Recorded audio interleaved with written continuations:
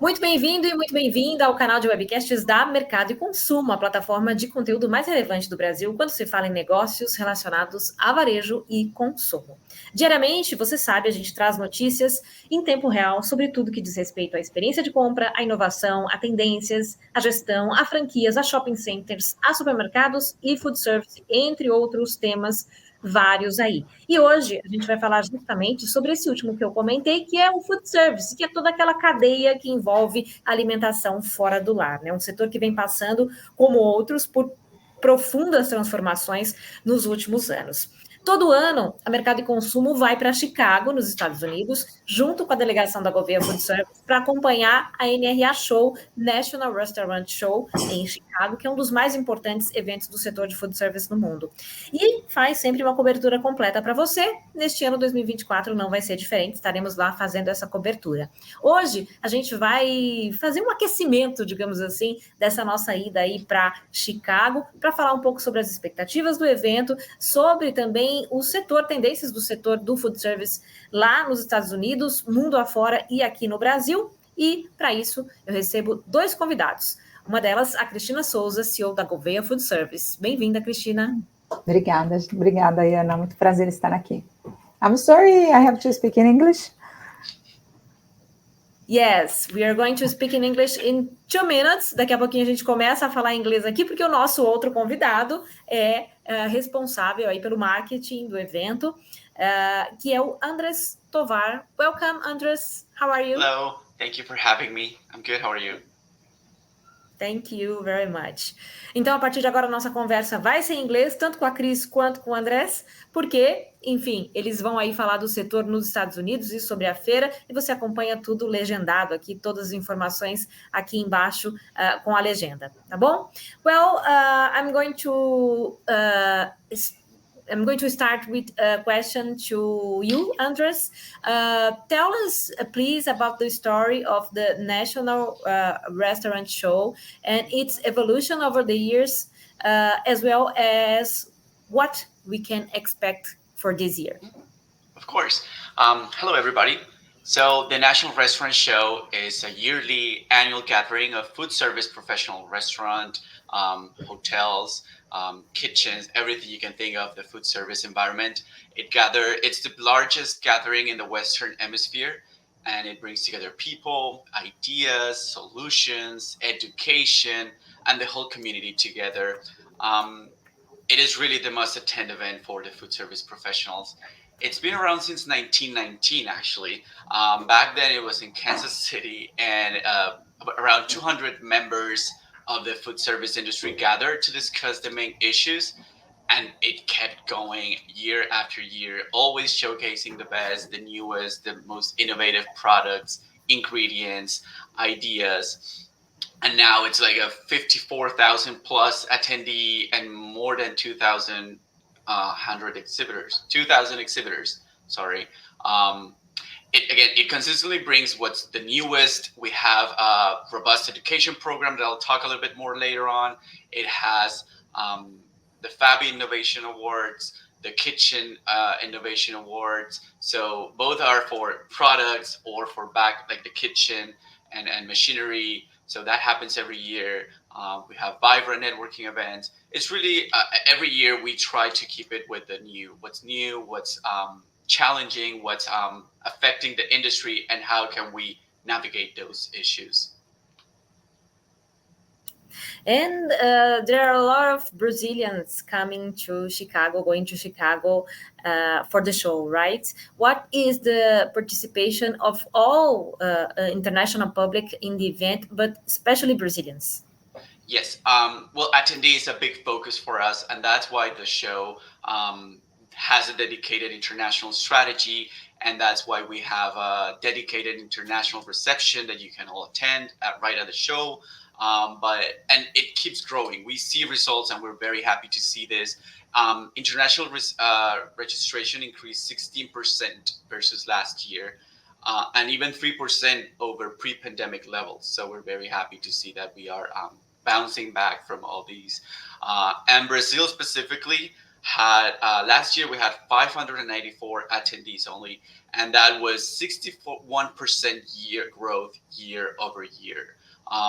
This year it's not official, it's not ending, but always Brazil is one of the top attendees, and that's why we value so much these partnership with Gouveia, with the Department of Commerce, everything we can do to ensure that the Brazilian market has everything they need and has a pleasant experience, and of course keeps growing. And we also see it on the exhibitor side. While I know that people come mostly, international audiences come mostly to see American products and stuff like that, we do have a robust international presence on the exhibitor side. There are 488 exhibitors from outside the US for this year alone. So we continue to grow on both sides. I'm very happy with it. Yeah, it's great. And well, Cristina, you and Gouveia Food Service take a lot of Brazilians to Chicago to the show. Why is it an event so important for the Brazilian public? Yes, Ayana, thank you.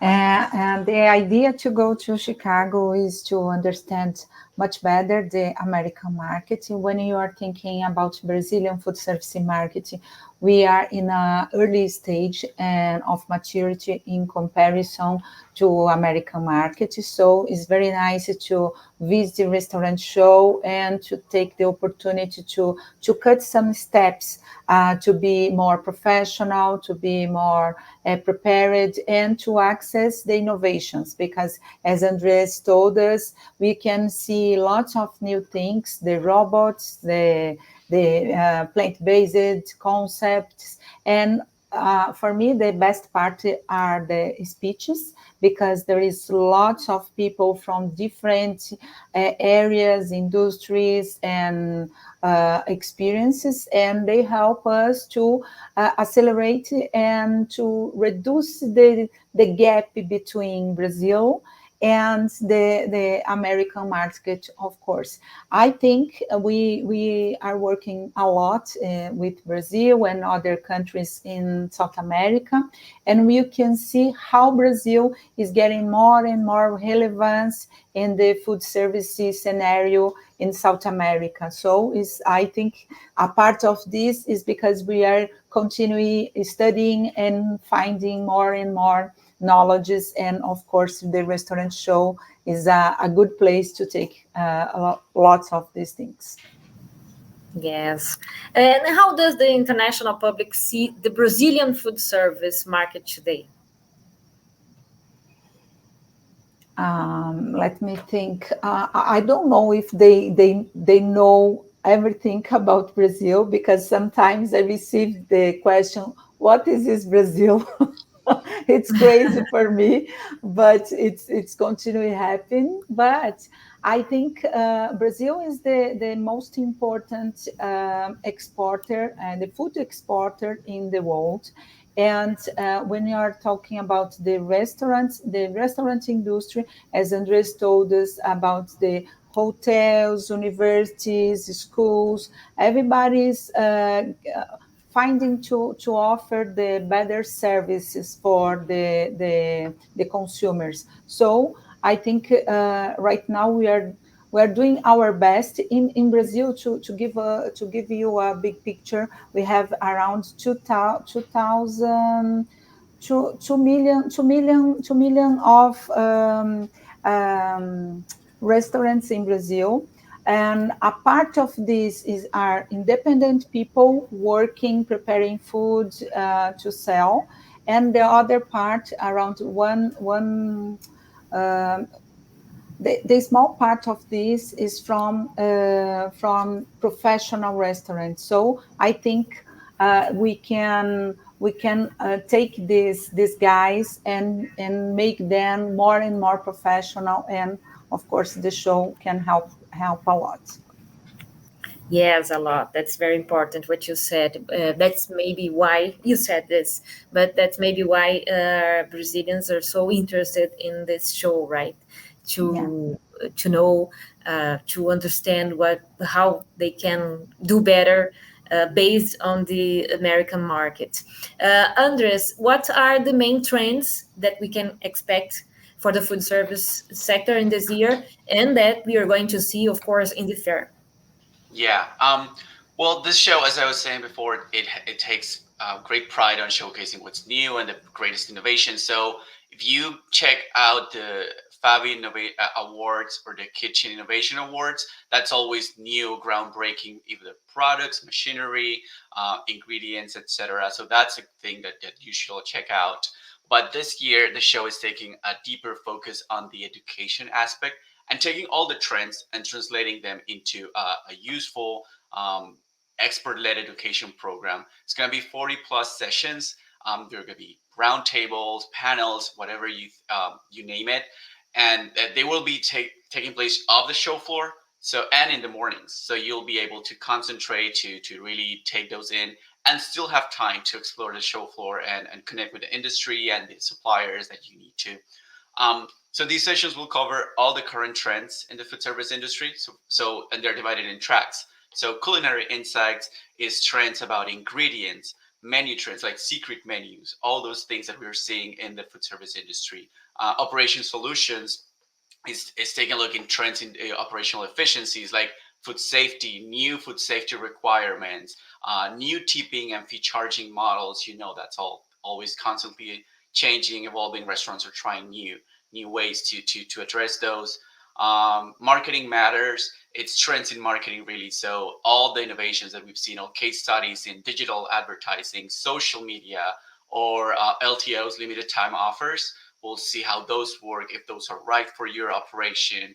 And then technology strategies is what you were saying, robotics, AI, location-based tools, loyalty programs. How are all these new trends impacting the food service industry, and how can you take them and apply to your own market back in Brazil or your restaurant operation? There's one dedicated to adult beverage. So if you have a bar service, what's the latest alcohol product? Those are always new. There's always a new kind of like spirits, a new kind of cocktail that's taking the industry.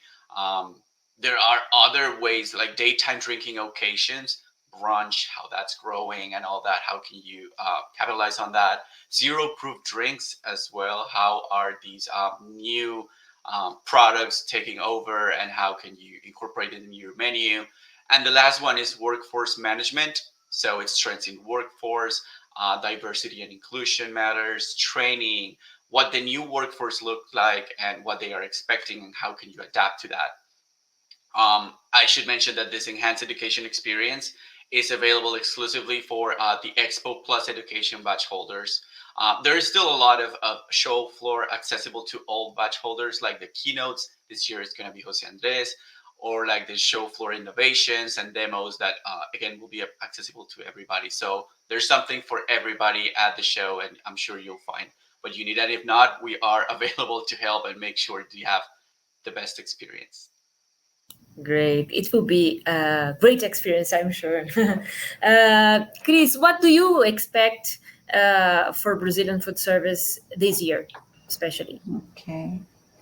So we are very positive in Brazilian market right now. We have a good scenario. We have positive people. Everybody is getting more jobs in Brazil. We have 7.4% of unemployment. It's a great number historically in Brazil.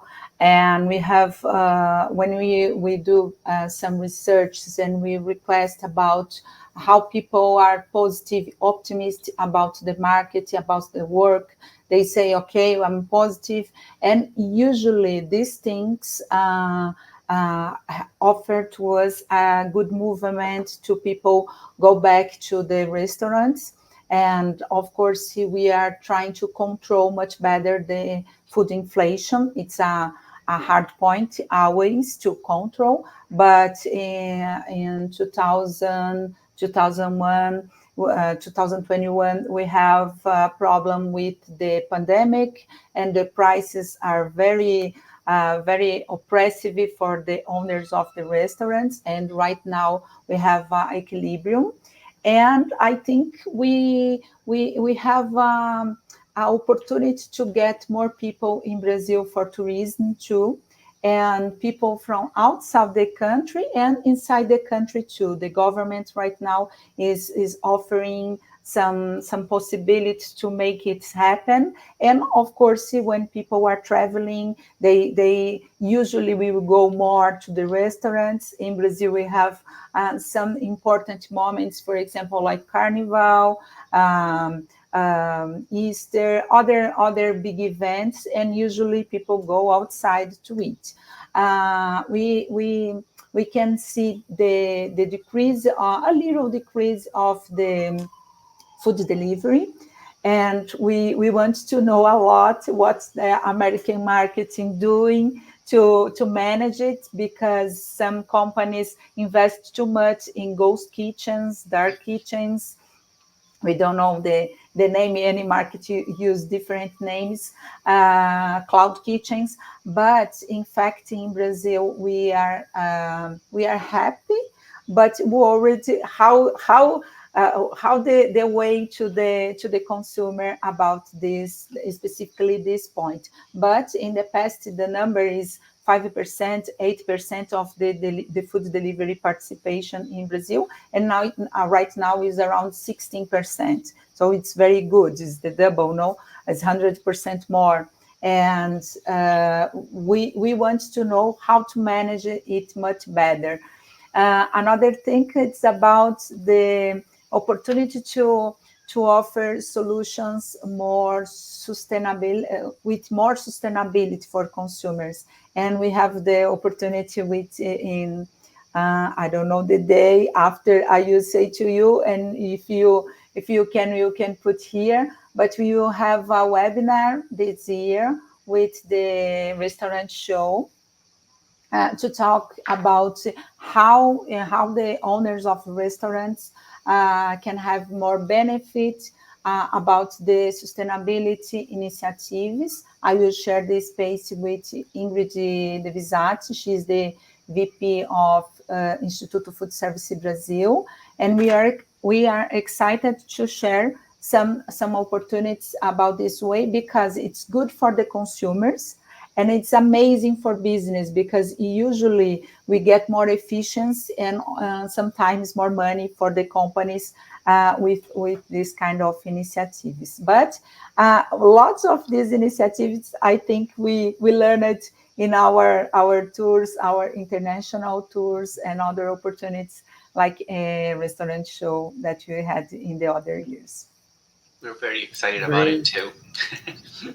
I have one last question for you both. I'm going to start with you, Andres. What about Chicago itself? Why did the city become a reference in food service? What is so special about the food service in Chicago? Well, I mean, historically, it's been a very centrally located city, which allowed it to be. It was close to the agricultural farmland. So at the beginning, it was the place to go for processing and distributing, like a giant funnel for crops, basically. And then it's also a transportation hub. It has highways, waterways, railways. So it's really accessible to all the country. And even for international, O'Hare is a huge airport with connectivity from all over the world, really. It also became an innovation hub. It has startups, incubators, ad agencies, everything, tech companies. So that is a great place for how to innovate a food environment. And obviously, Chicago is a foodie haven. It has more than 8,000 restaurants that attendees also get to travel and taste and see the new trends, like in action, see what's new right there in the city. Not to mention the delicious food you'll have while you're there. So I think that's what I would say sets it apart. Chris, you are a Chicago lover, right? Yes, yes, more than New York. Yes. Sorry. Why do you think so? Andres told us a lot of things now, but what do you think that makes Chicago so special in food service? I think people because usually when I have contact with the people from Chicago, they are like us, like Brazilian. They like to connect, they like to talk, they like to share the knowledges. I think it's a hospitality city. Of course, there is universities, there is great hotels, but I think, I don't know if it's in this specific time of the year. I usually go just in springtime and everybody's happy. Everybody tell me, come here on winter, you don't like too much Chicago. But everybody is very easy, amazing with us. I think it's very important for food service market have people who likes to share the success, to share everything. So I believe when you are getting contact with these companies, for example, right now we are scheduling lots of tours to talk. For example, there is a special catering company. The name is Blue Plate. They are amazing. They translated everything into Portuguese and say, we love you. We like too much all of things. When you book a restaurant, they made everything to make us comfortable. I think it's more than service. It's amazing service. For this, I'm a really lover, a Chicago lover. Because in comparison with other cities, I don't want to be hated from the other cities that I know. I know San Francisco, I know New York, big cities, no? But I think in Chicago, there is a special magic. I don't know, but I like it. Great. Yeah, very good. And we are going to show a lot about Chicago and its food service and a national restaurant show at Mercado e Consumo. But thank you in advance for being here with us in another webcast for Mercado e Consumo with this warm-up of our coverage for the national restaurant show. Thank you, Andres, very much. You. See you soon. I hope so. Yes, see you soon. I'm ready to welcome you all at the show. Thank you so much. Thank you. Cristina Souza, thank you very much again. Bye. Obrigada a todos que acompanharam aqui esse aquecimento, como eu comentei, né? A gente vai falar muito ainda de NRA Show, sobre food service, sobre a feira em si, tudo que vai acontecer lá e os desdobramentos aqui para o Brasil, que pode ser absorvido aqui por todas essas empresas que fazem parte da cadeia do food service, né? Não deixe de acompanhar as notícias no nosso portal, no YouTube, também nos agregadores de podcast e nas nossas redes sociais. Um prazer sempre estar com vocês aqui, trazendo notícias sobre esse incrível mundo do food service para vocês. Obrigada e até a próxima.